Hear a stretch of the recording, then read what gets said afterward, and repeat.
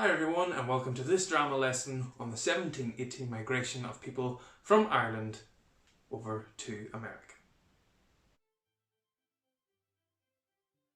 So 303 years ago, in the year 1718, a lot of people, particularly from the province of Ulster, got into ships and sailed mostly from the port of Coleraine all the way across the Atlantic Ocean to America, where they settled. And from those descendants, from their families, the people that lived there, there have been some very famous and influential Americans that have shaped the course of history. But before we get that far, before we get to those people, well, let's look at the people that actually left. And the first thing we're going to look at is, why did they leave? And to do that, we're going to look at the history of something which was called the penal laws. Back in the 17th and 18th centuries, Ireland was under the rule of what is now known as the penal laws. These laws made it very hard for Catholics and Presbyterians to live in Ireland.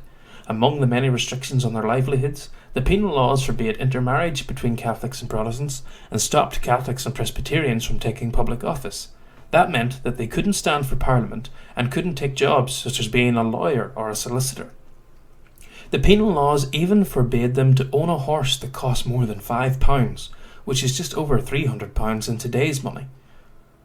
It was these restrictions, coupled with the difficult few years of harvest, increasing farm rents and the failing linen industry, that made many people from Ulster consider moving away.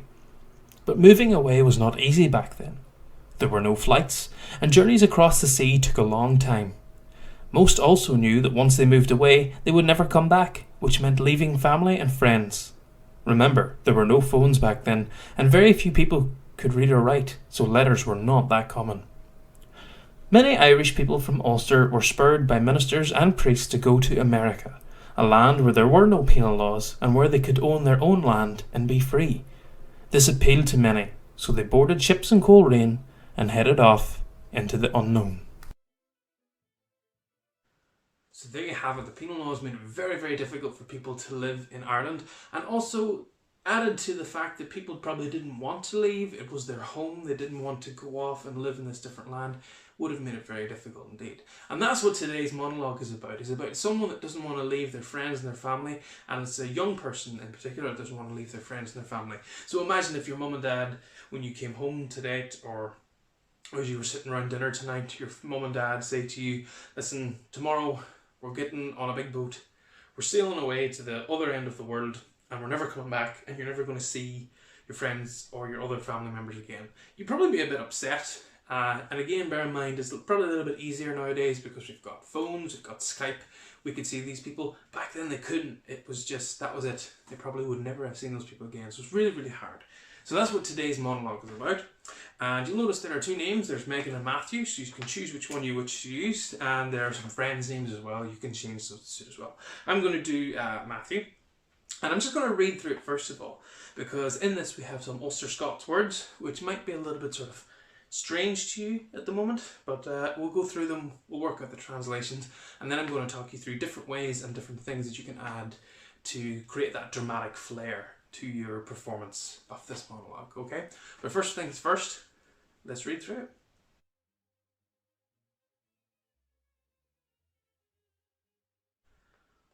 Matthew, they call me. I hail to what you now know as Strabane. My mummy and daddy told us one day that we had to pack up and go across the water to a place called America. I didn't want to go. I'd never heard of America, and my friends, James and Robbie, they weren't coming with me either. Mummy said that I wouldn't see them again, and that made me wild sad. So I ran away, and I hid near the riverbank, and I swore I'd never go back. But I got a wee bit hungry before dark and decided to go home and eat. Mum was angry and she gave me a fierce scalp across the backside. Oh, it was wild sore. And then she told me that we were going because it was getting harder to live here. She said Dad would have more work over in America and nobody could tell us what to do. And we'd have nicer food and not all the wee scraps that we lived on here. Well, I suppose that is better, but why didn't they want to go?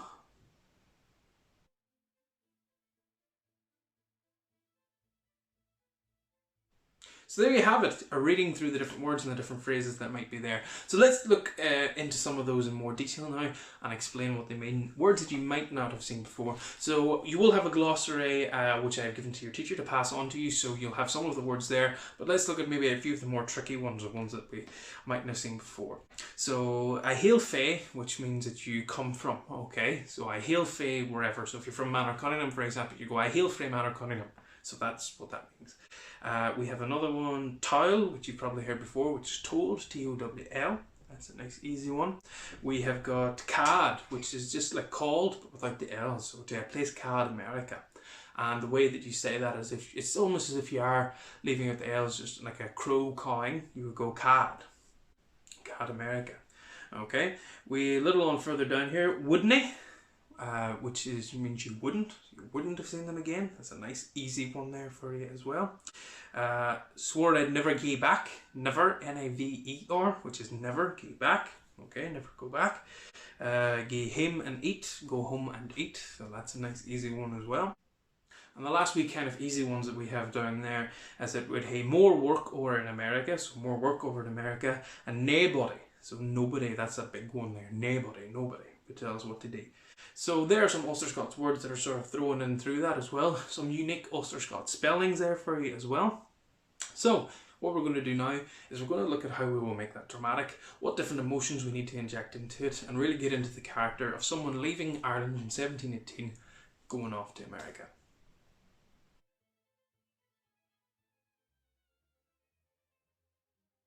So the main emotion that we're trying to get across here is the emotion of sadness, okay? And just like before, the best way to do that is to imagine that you're in the situation yourself. All acting is trying to convince the audience that you are going through what the character is going through themselves, okay? And that's sort of the trick to drama, and that's the hard part of drama, because if you haven't, for example, got on a ship and sailed off to America in the year 1718, which I can guarantee none of you have done, because first of all, we don't live in the 1700s anymore. But the trick of being an actor is to convince the audience that you are that person from 1718 that went away. And so we try and get that sadness in it, that sense of, oh no, I have to go, I have to leave my friends and my family, and it's going to be really, really tough. And even just saying those words has sort of, it made me sort of choke up a little bit in my chest and go sort of, oh, but I don't want to go, you know? So maybe that sort of way is to looking at how you would say your words and your phrases, okay? So initially you could start it off maybe a little bit sort of neutral and normal when you introduce yourself, that your name is Megan or Matthew and you come from wherever you come from. And then maybe that little bit of confusion. My mummy and daddy told me that we had to go to a place called America. No, I'd never seen America before. I didn't know what it was. And then they said that I would never see my friends again. And then that'd be really, really upsetting. So there's that little sort of mini journey that we can add in there, which is a nice thing to put into it. So initially you just introduce yourself first of all, and then there's sort of the confusion of going, well wait, my mum and dad told me that we had to go to America. And then when they tell you you're never going to see your friends and family, that's when you get a little bit sad. We can then move into a sense of anger, okay, because it's nice to have this sort of journey of emotions as we go through it too. So we've got confusion, we've got sadness, and then a little bit of anger, where you're just like, no, I'm not going. And you run away from home and you hide by the riverbank and you just sort of fold your arms and stamp your feet and decide, no, that's it, I'm not doing it. And then maybe a little bit of sort of hopefulness towards the end of the monologue, where you're just sort of like, well, it maybe won't be all that bad because Mum says we're going to have better home to live in, we're going to have better food to eat, so is it still going to be a good thing? But I really don't want to go. So we have this nice sort of dramatic journey of emotions that we can go through and portray, and that really makes our story interesting for the audience, okay? So, with your new Ulster Scots words, with their meanings, and with that sort of journey of emotions mapped out, I want you to now have a go yourself, practice it, learn it off by heart if possible. I understand that some of the words are new and might be a little bit sort of confusing, but don't worry about it, give it your best shot, do it without the sheet, and most of all, have fun.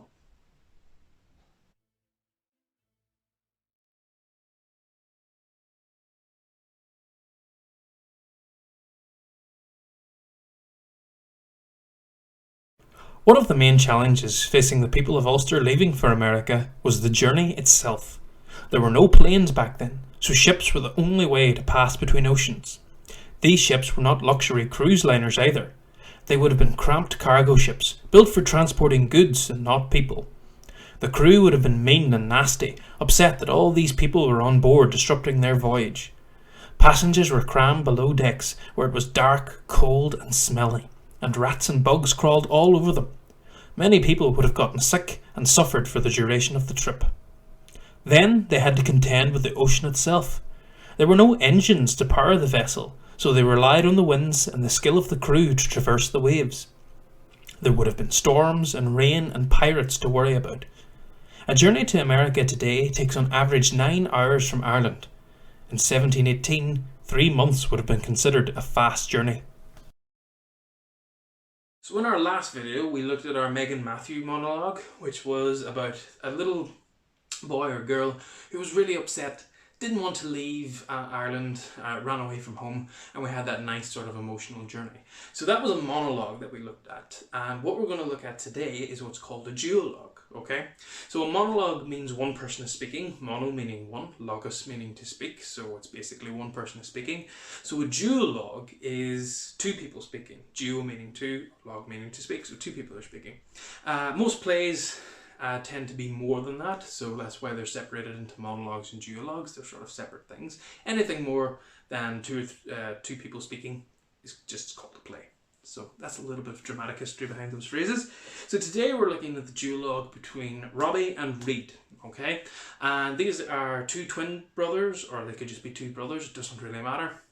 And they they're kind of looking forward to going off to America, because some people were really excited about going off, the prospect of a new home, a new land, you know, fun new activities to try out, new people to meet, and that excites a lot of people as much as it scares other people. So we're going to look at these two characters that are a little bit more sort of joyful and playful, and we can have a little bit of fun with this one as well. And the great thing about a duologue is that if you've got a brother or sister, or if you're now back at school, you will be able to do this with someone that's maybe in your pod or your buddies, and have fun doing this dramatic duologue together. So without further ado, let's read through it, see if there's any new Ulster-Scots words for us. Here we go.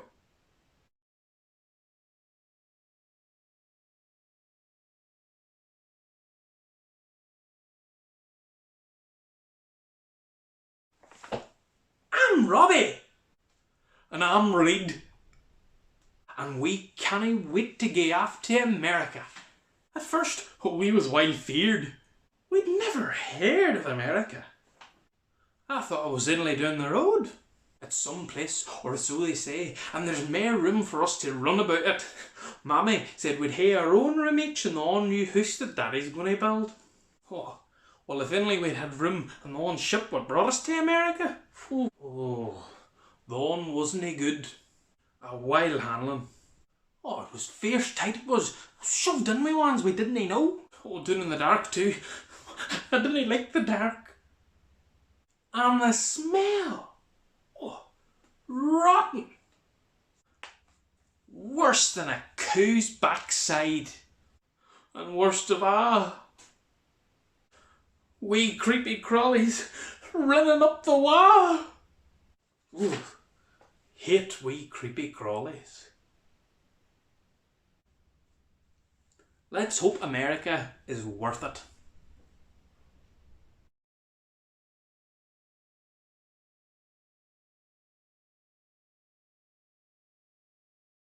So in our duologue we've got some Ulster-Scots words. We've got the word cannae, which means can't or cannot. We've got wild feared, which means you were very afraid, you were scared. If you're feared, you're scared. Inly down the road, which is only down the road, and doon appears a couple of times in it as well, which is D-O-O-N, which means down. Mair, which is M-A-I-R, which means more. We have thon, which means that, so thon ship, which just basically means that ship. We've got while handling, which is one, particularly if you're from East Donegal, you might have definitely have heard that one before, which is a big problem. So a while handling is a big problem, something that we need to overcome. Worse than a coo's backside, just basically is a cow's bum. So coo, C-O-O-O, is cow. C-O-O, not C-O-O-O. And the last one is running up the wall, or running up the wall, which means that the little creepy crawlies are just sort of crawling up the wall. So there's some new, or maybe Ulster-Scots phrases that you've heard before, but maybe weren't quite sure of the meaning. So put those in your vocabulary, and let's get learning them as well in our duologue.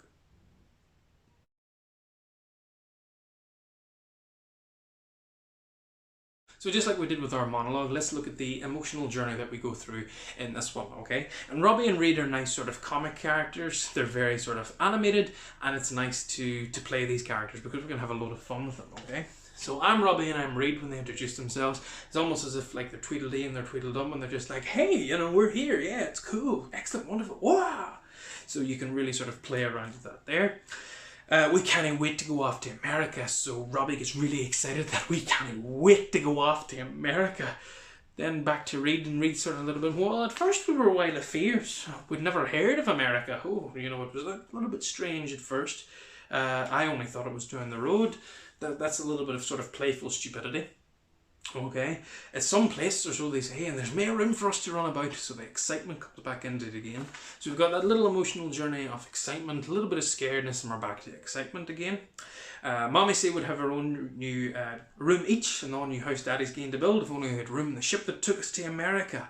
So now we've shifted tone again, so we're all really excited. Mommy said we'd have our own room each, and this is great, this is fantastic. Oh, if only we'd have room in that ship that took us to America. So that's the memory now of the horrible ship that was going to take you off to America. So then everything becomes horrible, disgusting. Oh, that wasn't good. It was a wild handling. Oh, down in the dark. I didn't like the dark. So we can add in all those different emotions there as well. Disgust and fear and all these different things. And then at the end, a little bit of hopelessness. Well, let's hope America was worth it. Okay? So that's the little emotional journey that you can go through with those characters. Remember, with Robbie and Reed, make it fun, make it light, make it animated. You've got some lovely comic lines in there, especially about the cow's backside. Don't let that one go to waste. And yeah, have fun. Enjoy.